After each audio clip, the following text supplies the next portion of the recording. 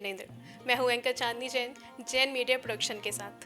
आज हम पहुंच चुके हैं धर्म नगरी भिंड में, जहां पर होने जा रहा है टीशन गुरु उपाध्याय श्री 108 वैशंत सागर जी यतिराज सत्संग का भव्य चातुर्मास। अभी हम गुरुवर के चरणों में आए हैं, जो कि तपस्या के साक्षात शिखर हिमालय है, जो कि एक जीवंत देवालय है, जो अपने मेडिटेशन से जन जन के तन मन की पीर को हरते हैं, जिनकी चर्या में साक्षात प्रभु महावीर झलकते हैं। ऐसे गुरुवर के चरणों में शत शत नमस्कार करते हैं। नमोस्तु महाराज जी, नमोस्तु महाराज जी, नमोस्तु महाराज जी। महाराज जी, आप 3800 किलोमीटर की यात्रा करके भिंड नगर में पधारे हैं। यह यात्रा करना काफ़ी कठिन रहा होगा। महाराज जी, एक सवाल है जो आमतौर पर सभी लोगों के मन में उठता है कि आपके नाम के पहले मेडिटेशन गुरु, बरासो वाले बाबा जैसे उपनाम लगाए जाते हैं, तो इसके पीछे का कोई विशेष कारण है महाराज जी? सभी हमारे भक्तों को बहुत बहुत मंगल आशीर्वाद। मेडिटेशन का मतलब होता है ध्यान, क्योंकि बिना ध्यान के कोई व्यक्ति भगवान नहीं बन सकता। चाहे पूजा करे चाहे ना करे, अभिषेक करे चाहे ना करे, मुनि भी बनना पड़ेगा, मुनि बनकर ध्यान करना पड़ेगा। और हमारे शास्त्रों में ऐसा लिखा है कि अगर 1 सेकंड से भी पॉइंट 1 में अगर अपन ने आत्मा का ध्यान किया तो पूरे दिन भर के पाप नाश हो जाते हैं। इतना बड़ा ध्यान में पावर रहता है, इसलिए ज़्यादातर हमारा जो चिंतन मनन है ध्यान की ओर रहता है। और ध्यान में ही भगवान बनने की प्रक्रिया हम सिखाते, बताते हैं और करते हैं। और रहा बरासो वाले बाबा का, तो हम 5.5-6 साल हो गए हमें बरासो में चतुर्मास किए हुए। वहाँ के जीर्णोद्धार के प्रेरणा स्रोत हम बने। वहाँ रह कर के हमने साधना करी और लोगों ने अपने आप बरासो वाले बाबा कहने लग गए। बाकी ये चातुर्मास आकर्षण में पावन वर्षा योग भिंड की धरती पे हो रहा है। 20 साल पहले हमने चूलक अवस्था में 2005 में किया था। 2019 में बरासो में किया, जो कि भिंड जिले में आता है। लेकिन इस बार भिंड में किया। क्यों किया? इसलिए किया क्योंकि परम पूज्य गुरुदेव विराग सागर जी महाराज ने अपने अंतिम उपदेश में हमें आदेश दिया था कि आप भिंड में विराग विद्यापीठ एक स्कूल है जिसमें 400-500 बच्चे पढ़ते हैं, उसकी व्यवस्था आपको बनाना है। इसलिए हमने कहा जितनी जल्दी अपन इस व्यवस्था को बनाएंगे उतना ही जल्दी उसकी देख रेख और व्यवस्था बनेगी। इसलिए चातुर्मास यहाँ किया।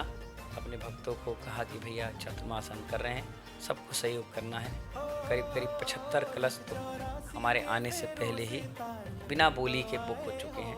और वो पूरी बोली की राशि उन बच्चों के स्कूल के लिए, पुनर्निवास के लिए, आधुनिक व्यवस्थाओं के लिए, सौंदर्यकरण के लिए, अच्छे टीचर रखने में खर्च कर दी जाए, जिससे बच्चे वहाँ ज़्यादा से ज़्यादा पढ़े लिखें और अपनी संस्कार वाली ज़िंदगी को जी सकें। इसलिए आज मुनि सुब्रत नाथ भगवान के गर्भ कल्याणक पर सुबह 8 बजे, 8:30 बजे लगभग हम लोग का मंगल प्रवेश हो गया।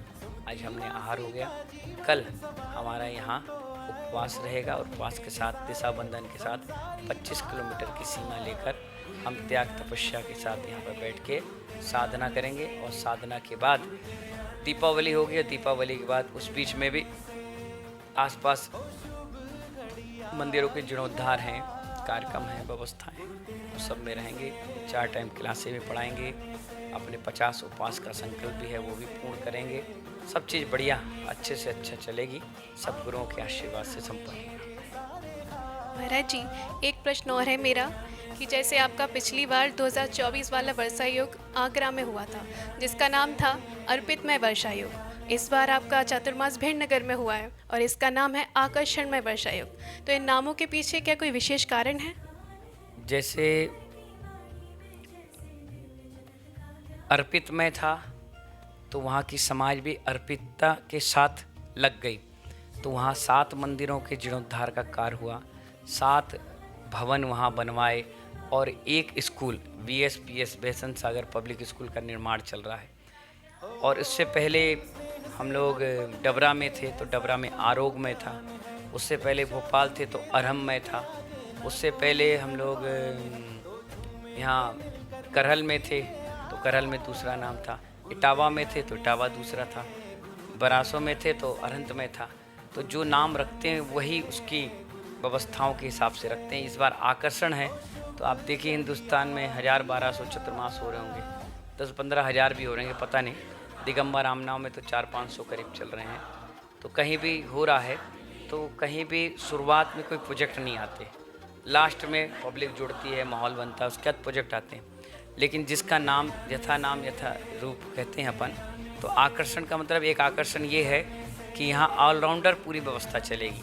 त्याग भी होगी, तपस्या होगी, ज्ञान अर्जन होगा, प्रवचन होगा, क्लासें होंगी, आहार भी होगा, उपवास भी होगा, साथ में जीर्णोद्धार भी होगा, नवनिर्माण भी होगा, सौंदर्यकरण होगा, स्कूल का भी होगा।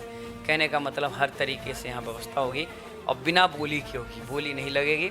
एक राशि नियुक्त करी जाएगी, लोग अपने नाम दे देंगे, काम खत्म। बोली की जगह जिनवाणी की बोली चलेगी।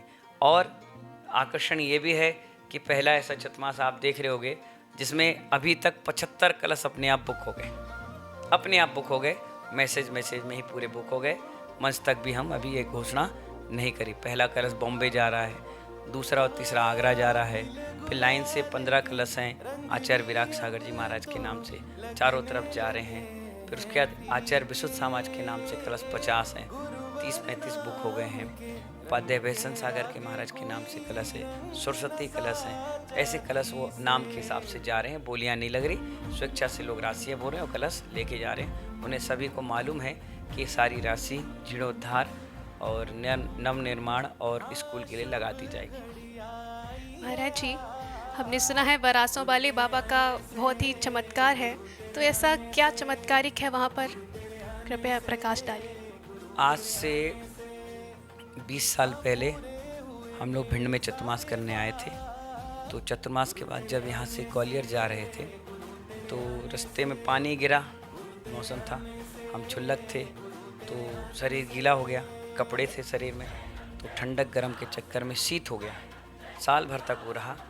साल भर बाद हमें सपने आने लगे कि बरासो जाओ ठीक हो जाओगे। 3-4 महीने सपने आए।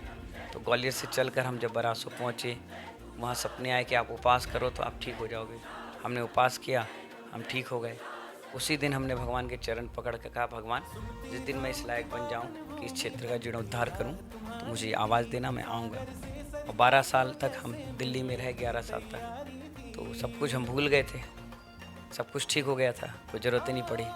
फिर वहाँ से एक संकेत मिला कि बरासो जाओ, तुमने अपने वचन कहा था। फिर हम बरासो आए।